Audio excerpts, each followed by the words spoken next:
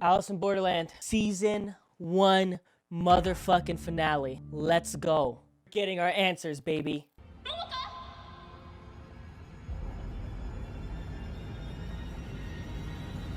Damn, what a cold open. Jesus. That shit was weird. Okay, I don't know what to make of that. Maybe that she like knew more than she should have. Yep. Oh shit, they're gonna turn on him. He admitted it. あんたが殺したのは桃香じゃない。帽子屋だ。あんたの目を見てやっと分かって、自己嫌悪、自暴自棄、あの日の俺と同じダチを殺すためだ。Damn. Damn. 親友だったんじゃないのか。かつての親友に戻ってほしかった。Damn, they were boys. Oh, it was him that slaughtered all those people. They were just putting the bodies of... Fuck, dude, this is devastating.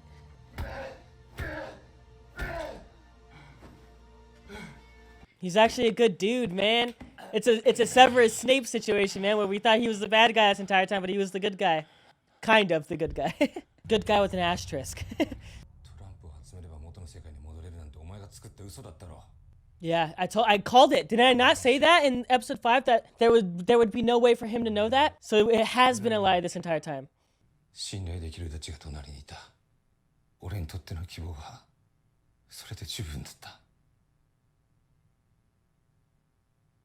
Man, these guys are acting their asses off. This is fucking good television right here, dude.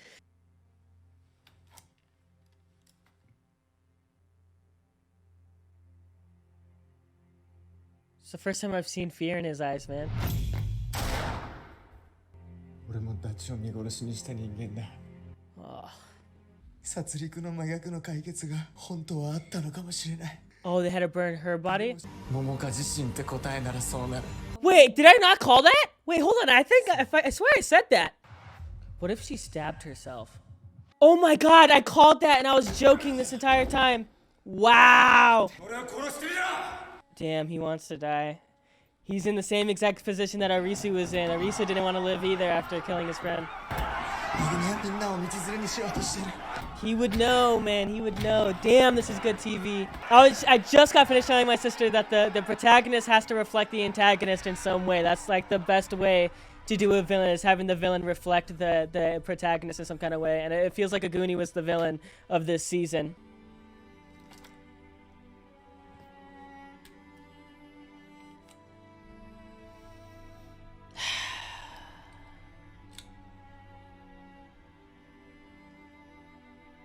Damn, it was never loaded. He didn't have to kill him. Wait, why didn't I put that together? Sorry, I'll talk about it after the episode. Damn, dude, what great storytelling.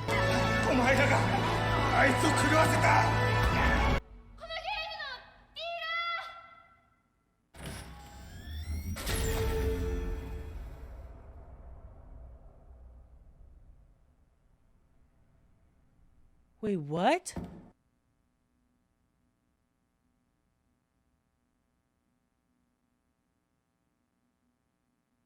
Wait, what? I'm confused.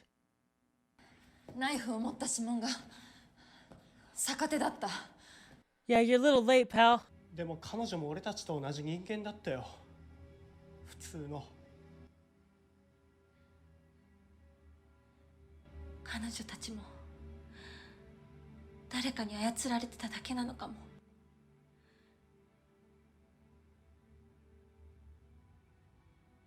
What? みんな絶望と向き合いながら最後の最後まで戦ってる。生きてる人間をなめんじゃねえよ。火が迫ってる。 Now that is a leader of men there. Wait, what? What the fuck is happening? No. He's dead! Huh? Wait, was he not lit on fire and thrown off a fucking building? Or am I thinking of someone else?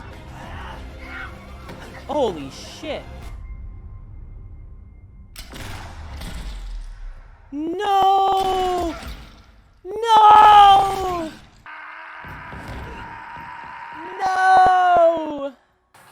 Fucking right when he got his... Fuck, dude, went out like a gangster. Fuck, man, he got a hero sacrifice.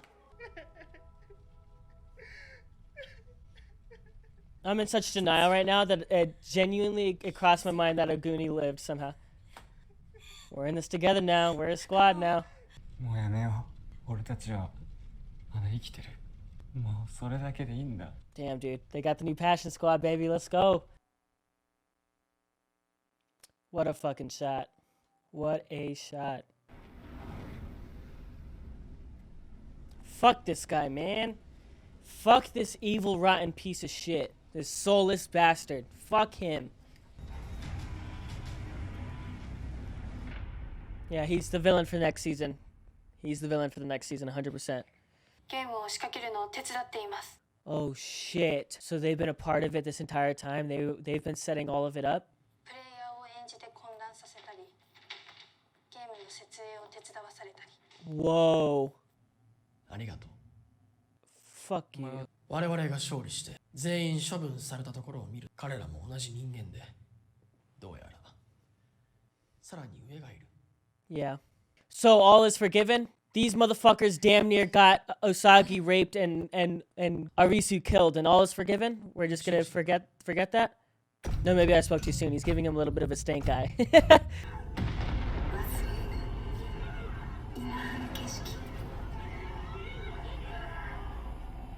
What the fuck is going on right now? This is unsettling as fuck. Fuck. 嫌いな展開じゃないよ。 Fuck you. Shut up. I don't want to hear your dumbass talk again. So it's been her this entire time. Interesting. Have we met her before? Because I don't remember her at all. And was that supposed to be like a big reveal or what? Am I just fucking stupid? Oh fuck. Here we go. Wow. Wow. That's a lot of fucking blimps, dude. Wow. Holy shit. All right, ladies and gentlemen, as you guys can tell from the past few videos, I didn't realize that the mic was fucked up. I got a new microphone interface, so I wanted to re-record the end of this video. This is the season 1 finale, dude. So I wanted to put a review of my season 1. I wanted to put an Alice in Borderland season 1 review at the end of the video. Okay, and I kind of wanted to put my thoughts together a little bit better than I did. But I did have something filmed for the for the season 1 finale. But as you guys could hear from the audio was fucked up. I got a new audio interface, and we're good now. We should be good, at least. I hope we're good. If we're not good, I'm gonna be very fucking devastated and sad. My thoughts on season 1 of Alice in Borderland. Where the show sucks, in my opinion, is the placement and the decisions that they made with the storytelling beats. So that's the best way to put it. The storytelling beats were not bad in this show. The storytelling beats were nice. It was just very poor placement, right? The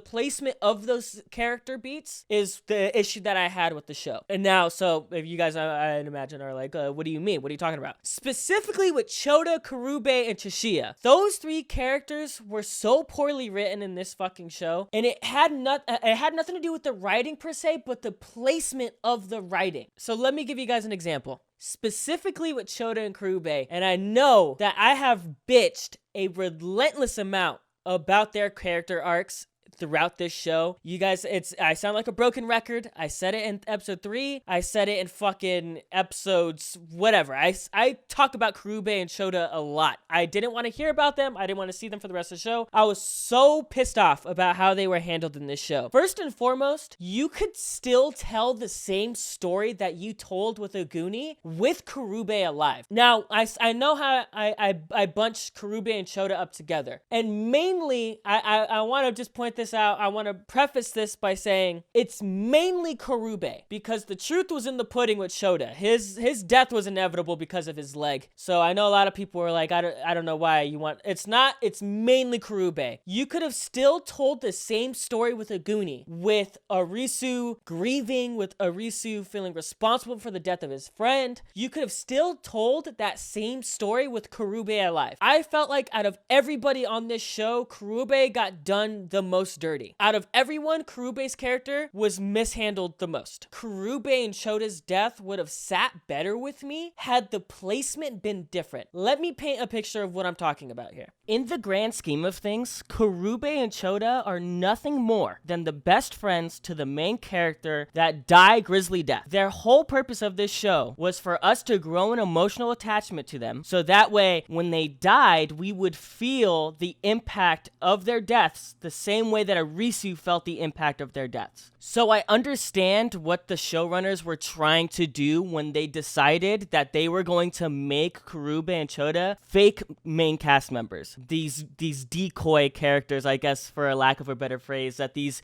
characters that are going to show up, make us get attached to them, and then they were going to get killed, and then we would feel the weight of their deaths the same way the main character felt the weight of their deaths. I understand what they were trying to do, but let me offer up an alternative to what I feel like would have made the story flow a little bit better. Imagine if the show started in episode 4 instead of episode 1. Imagine if instead of Kurube and Chota being presented as the main, as one of the 3 main characters, that they were presented as what they ended up being, these stepping stone characters. Imagine if the show would have started with Arisu grieving the deaths of 2 best friends, and in the course of the next few episodes, instead of like growing attached to them, we start to understand why Arisu grieves them. What if in the next few episodes, those episodes that we do have with Chota and Kurube are flashback episodes? I feel like if the show would have done that, they would have gotten their message across better, at least to me personally. Like, literally, you don't have to change anything about the episodes. You literally, all you had to do is just change the order of them, and I still think you would have been able to get the story across. I know I want to get all the negative stuff out of the way before I start complimenting the show, so I'm sorry if you're a huge fan of Alice in Borderland. I'm gonna rip this show to shreds for at least another at least another 2.5 minutes, and then I'll get into the shit that I like about the show. I promise I like the show. I promise there's things that I liked about the show. I want to get the negative things out first. So to segue into another negative was, I felt like Chishia's character was very mishandled, or at least it seems like his character's mishandled, because they present Chishia as this unpredictable, kind of cool guy, Killua from Hunter x Hunter, like kind of, you know, character, that he's kind of like this cool guy who's kind of unpredictable, who's somebody that you can't fully trust, right? And that's all good, right? That's fine, and that's something that you understand very early on about the character. But I talked about it in the episode that it happened, and I've talked about it a lot. This is another huge gripe that I've had with the show, was they haven't addressed how fucking god-awful of a human being he is. Chishia is a fucking scum of the earth in this show, dude. Scum of the fucking earth. And they try to present him as a good guy. For, like, I don't know if that's, like, by design, that they're like, oh, he's not supposed to be somebody that's liked. He's maybe not even supposed to be regarded as a good guy, right? Maybe that's the purpose, like, the whole idea is that, like, he's not even supposed to be a good guy, so maybe I'm just misinterpreting the character. But the show makes it seem like we're supposed to like him and find him cool. And I feel like that's weird, because there's nothing cool about him. Yeah, I mean, yeah, he fucking kills Nagari in a cool way. Yeah, the way that he looks, the way that he carries himself is cool in theory. But he's a scumbag. This is a bad person, dude. His decision in, I think, episode 6 or 7, damn near got one of the main characters killed and the other one sexually assaulted. His decision making in this show, villain. He's a bad guy, right? It's a damn near unfucking redeemable, and they almost have him come in at the end of the show as he's teaming up with Arisu and Usagi, and I know Arisu was giving him looks, so I know that this is not something that's going to go unspoken, or at least I'm hoping that it doesn't go unspoken. But it kind of seems like the show wants us to forget that he did something so fucking horrific to the main characters, right? Because he makes that awful decision. One, not only is it an awful decision, but the writing of that decision feels so lazy, and we could have gone without him making that decision. You could have kept the show the same and made him not make that decision, right? I feel like it felt a little bit forced. Like, I feel like they're trying to force this idea of unpredictability about Tishia that is just not sitting right with me. It's just not. Like, first and foremost, it was his idea. It was their idea to sneak behind Aguni's back and to slip behind Aguni's back and to try to steal the cards from him. That was Tashia's idea. That wasn't Arisu's idea. That was Tashia's idea. So what ends up happening, if you watch the show live in real time, Tashia plans this coup, right? This coup, right? Over Aguni to steal the cards from him, right? Because they know that the power dynamic's gonna change, because they know that they're gonna try to kill the Hatter, right? So they know that this change is gonna happen. And so Tashia plans with Usagi, with Arisu, to go behind his back while she's giving the speech to steal the cards. Great fucking plan, dude. You could have stuck to this plan and without backstabbing Arisu. It just feels lazy, right? Because think about it. If you watch it in real time, the minute Arisu gets in there, Tashia is guiding him through the process. He tells him what the code is, and when Arisu tries this code, it fails. He tries it like another 2 to 3 times, and then after the 3rd time, here comes Tashia being like, I backstabbed you. And then they try to cover it up as, oh, Tashia's smart. Wow, he's so smart that he backstabbed Arisu so that he would find out where the cards actually were. When it's like, no. Had he bought him time like the original plan was, Arisu would have tried the first one, and then after not trying it, Arisu would have been smart enough to be like, okay, so it's hidden somewhere, and where else to hide a fucking a lockbox than behind a painting? That is the most stereotypical shit. If anyone's ever watched a fucking bank heist movie, they always hide the good shit behind a fucking painting. It's the most stereotypical place to hide a fucking fucking lockbox, dude. He could have still bought him time like the original plan was, and Arisu would have put 2 and 2 together to find that lockbox. And then even Tashia says like, oh, he looked at it like almost like it wasn't words, almost like it was empty, or maybe that it was a picture. And then if Tashia would have trusted the original plan and be like, wait a minute, maybe what if it were a picture, and what if it were in the one painting that was in that room, the one painting in the center of this giant fucking bedroom, the one painting in the center of the room, maybe it's that, bro. You could have still stuck to the plan without backstabbing Usagi and Arisu, and we would have still gotten the same result. You still would have gotten the cards.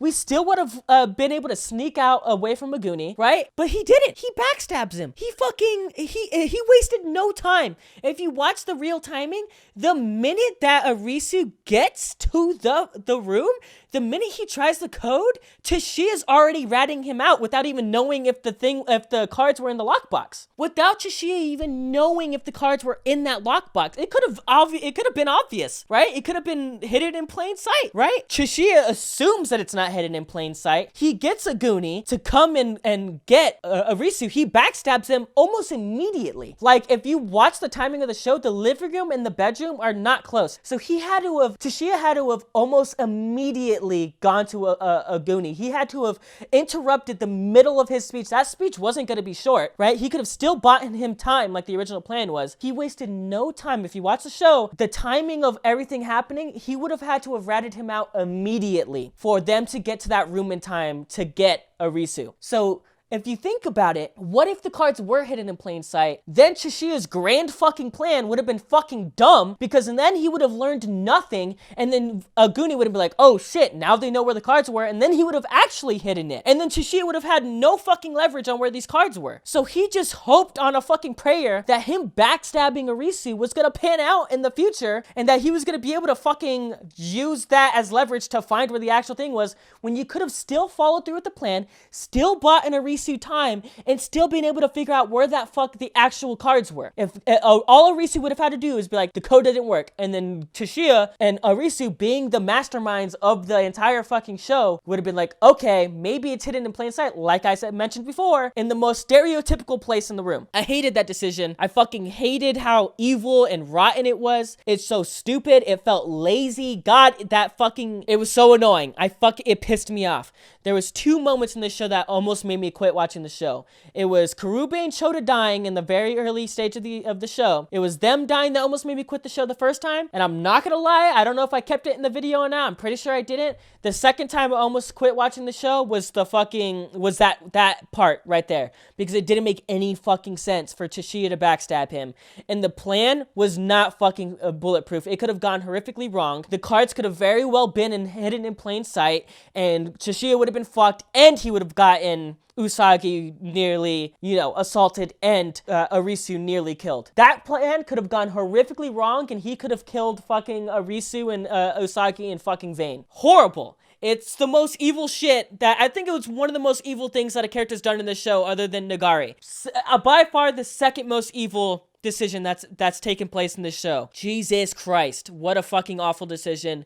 It's stupid, and it felt lazy. It felt like they were trying to push this agenda that, Chishiya's unpredictable. Wow, like, you gotta be careful with him. It's like, you could have still gotten that point across in a smarter way, and that, it just didn't make sense. That's my Chishiya rant. I'd imagine, because I know a lot of people that watch the show that say that they like Chishiya, so I would imagine that he gets a sort of redemption arc in season 2, so I'm looking forward to that, because I'm looking forward to seeing how they approach that, because Chishiya's gotta make up for almost an unforgivable mistake. All right, so Jesus Christ, he's gonna probably get a big redemption arc, and if he doesn't get a redemption arc, then I'm gonna be looking at my sister's boyfriend weird, because he fucking loves Chishiya. He loves this character. He's a big fan. So if the Chishiya doesn't get a fucking redemption arc in season 2, dude, I'm gonna be looking at that motherfucker weird. Yeah, so that's my Chishiya rant. I wanted to get that out of the way. Yeah, so hated the way that they handled Karube specifically. I know I keep saying Karube and Shota.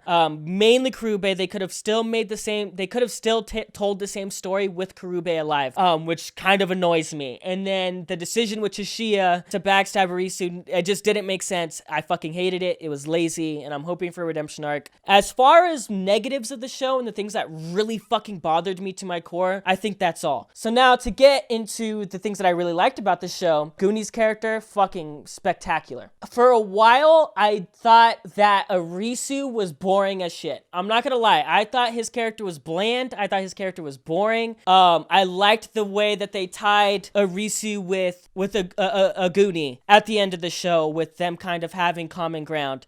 Because and a lot of people are probably like, oh, it's debatable that a Goonie's a villain. But for me, as somebody who's like really into to film and to TV shows, you kind of want your hero and your protagonist to reflect the antagonist in a way. So the only reason why I'm assuming that Aguni is the antagonist is not only because he's portrayed as the villain for the second half of the show, but because he reflects Arisu in such a personal way. And I also loved the side characters. I feel like we were missing. There was a void that was left when Karube and Shota died. For me personally, in a show that's gonna demand so much time out of me, right? I'm spending at least 8 hours watching this show. I want more than a character to give a fuck about. Some of my favorite shows of all time, my favorite show of all time is Daredevil. My second favorite show of all time is The Office. And I know those are two completely different shows, but the comparison I could draw with those is Daredevil wasn't just about Matt Murdock, right? It was about Wilson Fisk, the villain, right?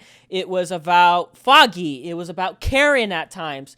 They told more than one story, right? There was more than one character to give a fuck about in Daredevil. Same thing with The Office. The show wasn't just about Michael Scott. It was about Jim and Pam. It was about Dwight and Angela. It was about Andy and whomever, right? It was about Kelly and Ryan, right? That it had more than one character to give a fuck about. And in a show and TV shows that demand so much time out of you, I would have appreciated if Alice in Borderland would have given me more than just Arisu to give a fuck about, right? So the reason why I was so upset with the decision to kill Karube and Shota was because there was a compelling story being told with both of them. There was a compelling story with Shota and his upbringing and his dynamic with Shibuki, and then there was a compelling aspect of Karube's character with his dynamic with Oguni and his dynamic with his girlfriend that he wanted to get back to. He had motive. There was a lot of potential to tell more than one story in the show, and they killed it stone dead in episode 3 and then started fresh again in episode 4. And so I wish there was,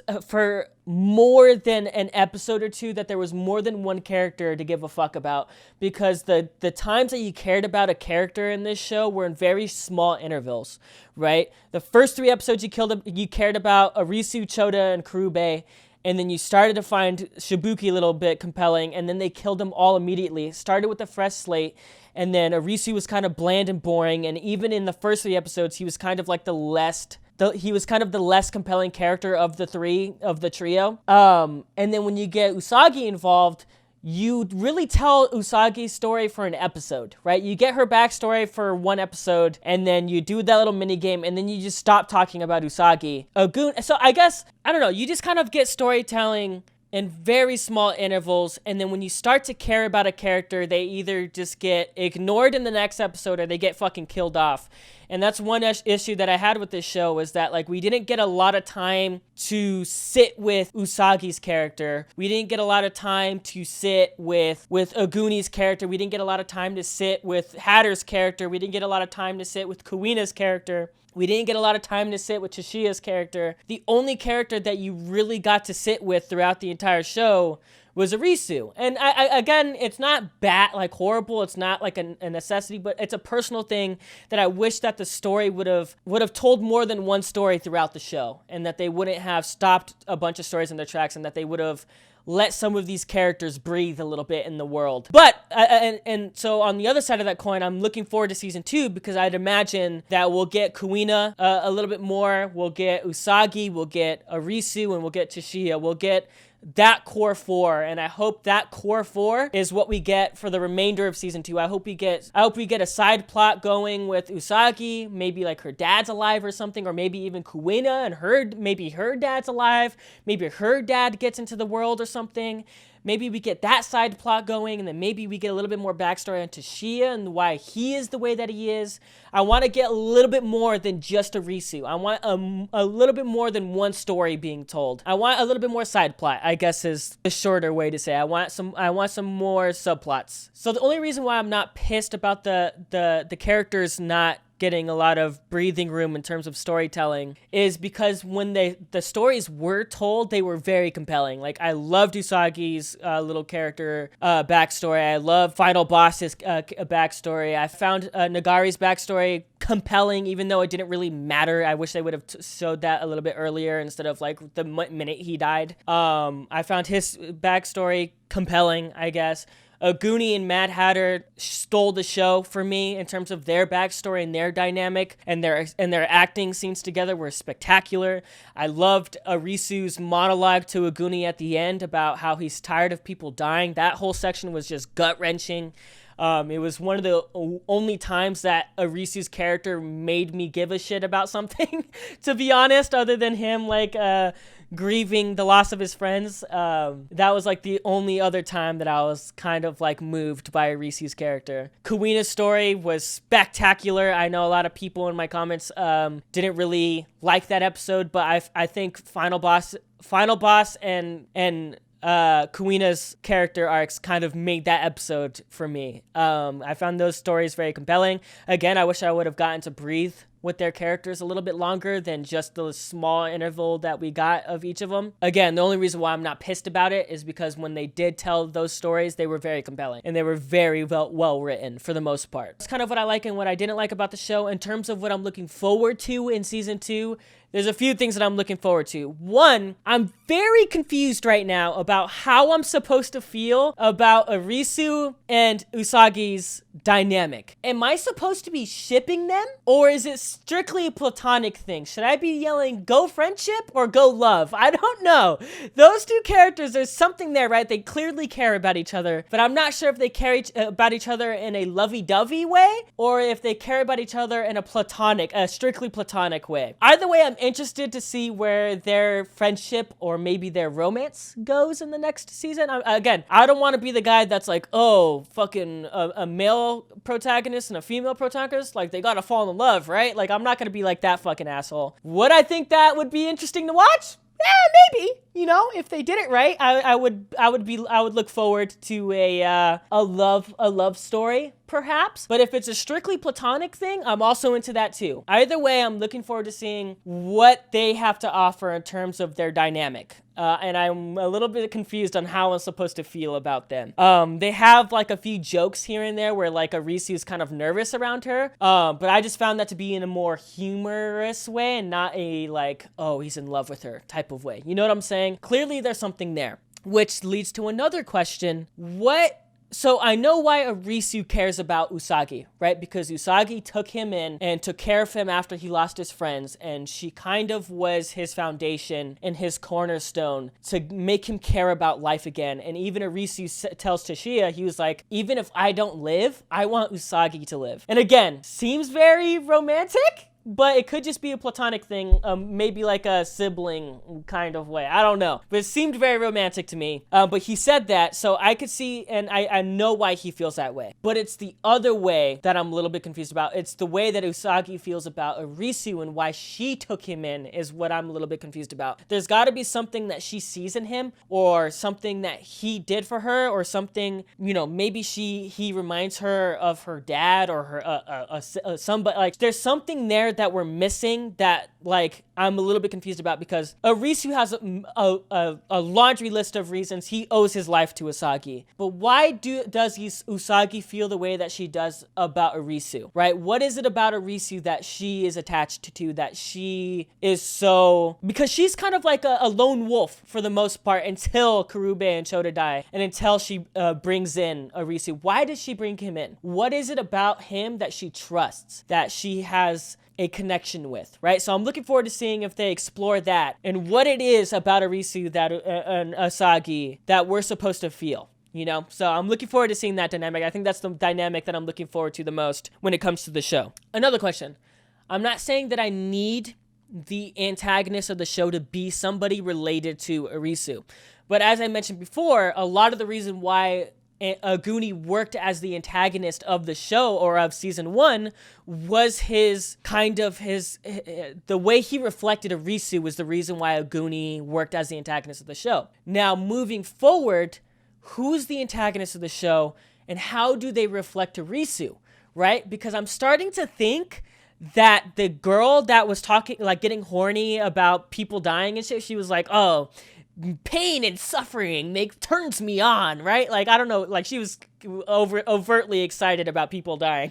So she's clearly out of her fucking mind. So I can't imagine that there would be any comparison, there would be any reflection of Arisu to that girl. So I'm starting to believe that girl that was in the video at the end of the show was an actress of sorts, kind of like a messenger of sorts. I don't think she's the main villain of the show. I don't think she's the creator of the show. And if she were, it feels random, right? It feels random. And I don't know, with how psychotic she is, if she would reflect Arisu as a protagonist enough for it to work, right? Again, it's not that she needs to, and not every villain needs to reflect the protagonist, but most of the great villains in TV and cinema reflect the protagonist in some kind of way.